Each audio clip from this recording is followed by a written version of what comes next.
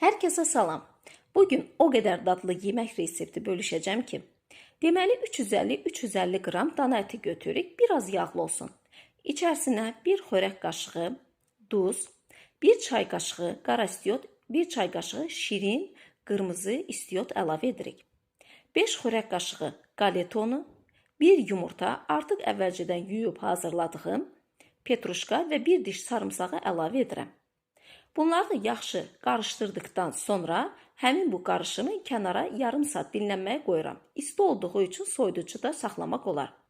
Kənarda bir qab götürəm, bir xörək qaşığından çox tomat pastası, 100 ml su və 60 ml duru yağ əlavə edirəm. Yaxşı qarışdırıram.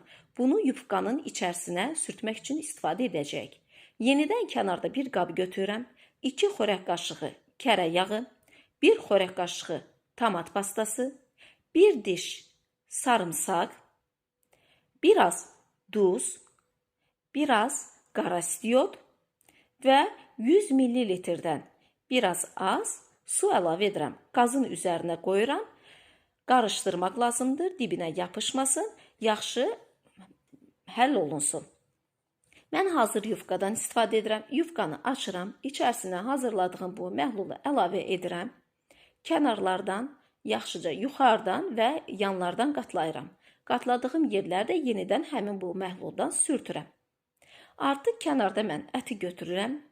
Əti rulon halına gətirirəm və onu yufqanın aşağısına qoyuram.